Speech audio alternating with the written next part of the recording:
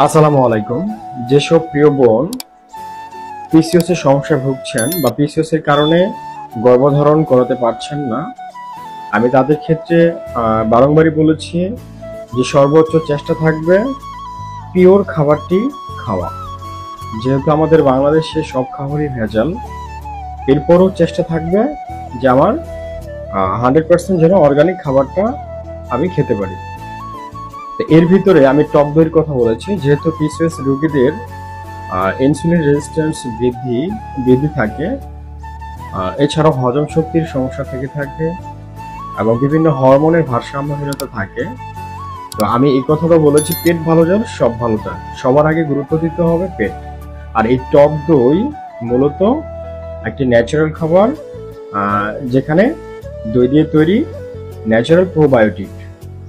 এটি মূলত হজমে সাহায্য করে এবং গ্যাস বা অ্যাসিডিটি, কোষ্ঠকাঠিন্য দূর করে।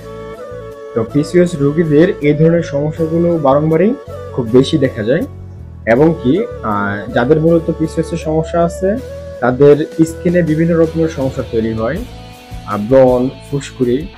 টক দইয়ে থাকা মূলত ল্যাকটিক অ্যাসিড ও প্রোবায়োটিক ব্যাকটেরিয়া ত্বকের মূলত ইনফেকশন ও ব্রণ কমাতে ভীষণ সাহায্য করে। এই জন্য বলেছি যে টক দই বেশি বেশি খেতে হবে, যাতে আপনার হজম শক্তি ভালো থাকে, অ্যাসিডিটির সমস্যার জন্য যেন কোনো প্রকার গ্যাসের ওষুধ না খেতে হয়, এবং প্রতিদিনের বাথরুমটা যেন প্রতিদিন হয়ে যায়। আপনি খেয়াল করে দেখবেন যে পেট যখন আপনার ভালো থাকবে তখন আপনার ঘুমটাও ভালো হবে। একটার সাথে একটা কানেক্টেড, আমাদের শরীর একটার সাথে একটা কানেক্টেড। এই জন্য আমি বারংবারই বলেছি যে টক দই খেতে হবে, সিজনাল ফলমূল খেতে হবে, এবং প্রসেস ফুডগুলো বা বাইরে তৈরিকৃত যত খাবার আছে এই খাবারগুলো চেষ্টা করতে হবে সর্বদাই এড়িয়ে চলা।